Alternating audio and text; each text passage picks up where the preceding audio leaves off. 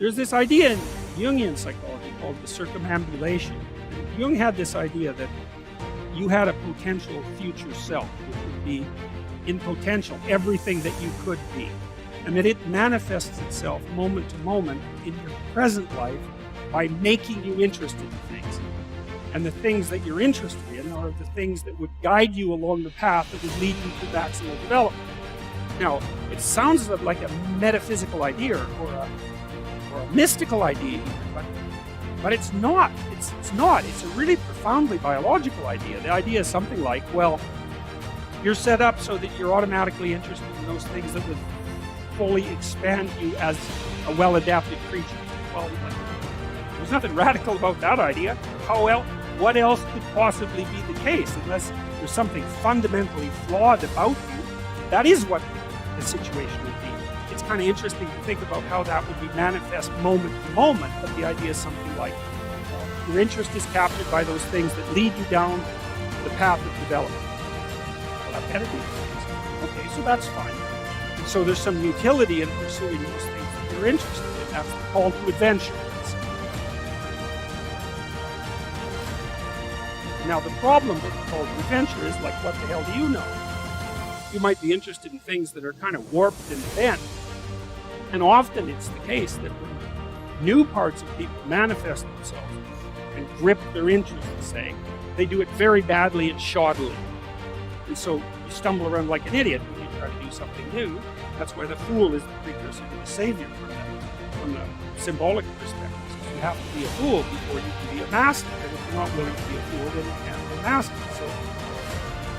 So you're gonna, it's an error-ridden process, and that's also laid out in the New Testament stories, because the first thing that happens to all these patriarchal figures when God kicks them out of their father's house when they're like 84 is that they run into all sorts of trouble, and some of it's social and some of it's natural and some of it's a consequence of their own moral inadequacy. So they're fools. But the thing that's so interesting is that despite the fact that they're fools, they're still supposed to go on the adventure, and that they're capable of learning enough as a consequence of moving forward on the adventure so that they straighten themselves out across time.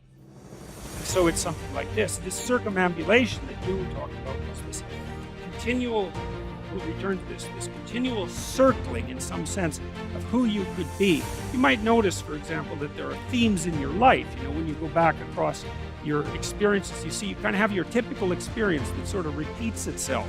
And there might be variation on it, like a musical theme, but it's like you're circling yourself and getting closer to yourself as you move across time. That's the circumambulation. Remember that for a second, so we'll go back. Okay, so imagine that something glimmers before you. It's an interest that's dawning, and you decide, well, first of all, you're paralyzed. You think, well, how do I know if I should pursue that? It's probably a stupid idea. And the proper response to that is, you're right, it probably is a stupid idea, because almost all ideas are stupid. And so the probability that as you move forward on your adventure that you're going to get it right the first time is zero.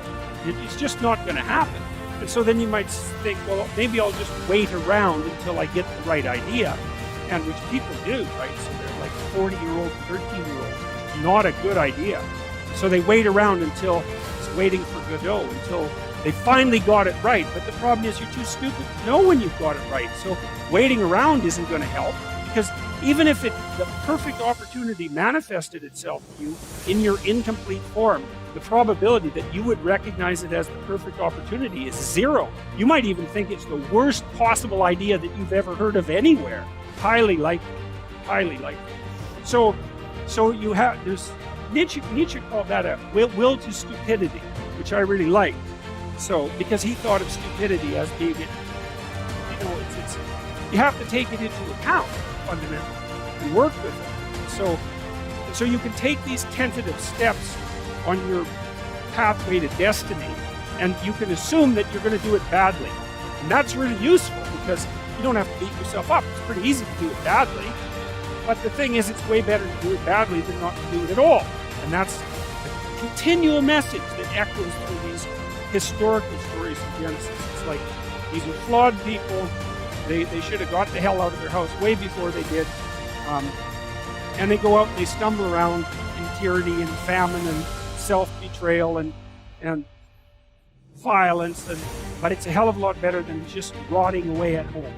And that's great, so that's good. So why is that? Well, okay, so you start your path and you think that you're heading towards your star, and so you go in that direction. And then, because you're here, the world looks a particular way, but then when you move here, the world looks different, and you're different as a consequence of having made that voyage. And so what that means is that now that thing that glimmers in front of you is going to have shifted its location, because you weren't very good at specifying it to begin with, and now that you're a little sharper and more focused than you were, it's going to reveal itself with more accuracy to you. And so then you have to take it's almost like a 180-degree reversal. But it isn't, because you've gone this far, and that's a long ways to get that far. But that's a lot farther than you would be if you just stayed where you were waiting. And so it doesn't matter that you overshoot continually, because as you overshoot, even if you don't learn what you should have done, you're going to continually learn what you shouldn't keep doing. And if you learn enough about what you shouldn't keep doing, then that's tantamount at some point to learning at the same time what you should be doing. So it's okay. So it's like this. Now, what's cool about it, though, I think, is that as you progress, the degree of overshooting starts to decline, right? And that we know that. There's nothing hypothetical about that. As you learn a new skill, even play piano, for example, you overshoot madly, making all sorts of mistakes to begin with, and then the mistakes, they disappear. There's a great TED Talk, I think it was, about this guy set up a really advanced computational recording system in his home and recorded every single utterance his young child made while learning to speak.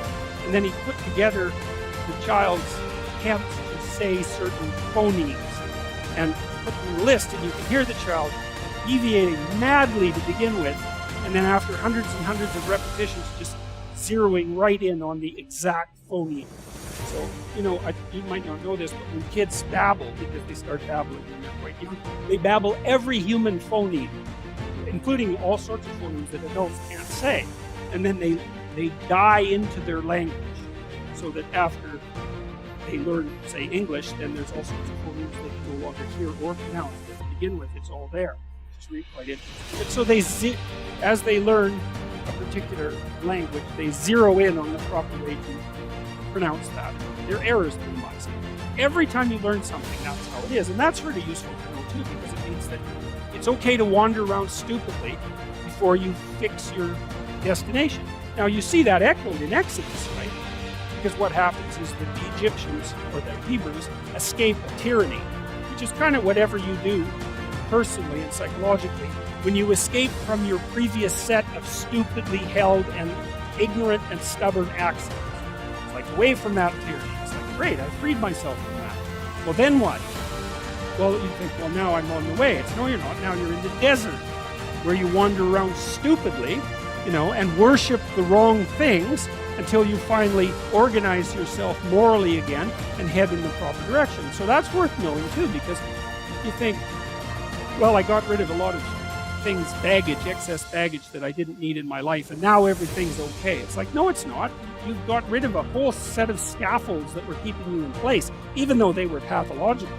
Now you have nothing, and nothing actually turns out to be better than something pathological, but you're still stuck with the problem of nothing, and that's exactly why Exodus is structured the way that it is. You escape from the tyranny. It's hooray, we're no longer slaves. Yeah, well, now you're nihilistic and lost. It's not necessarily an improvement, but it is the see, it's also useful to know that, because you can also be deluded into the idea that, imagine that you're trying to become enlightened, which might mean turn all those parts of you on that you can turn on. You think, well, that's just a linear pathway uphill. It's just from one success to another. No, it's not. It's like, here you are, and you're not doing too badly, and the first step is a complete bloody catastrophe. It's worse.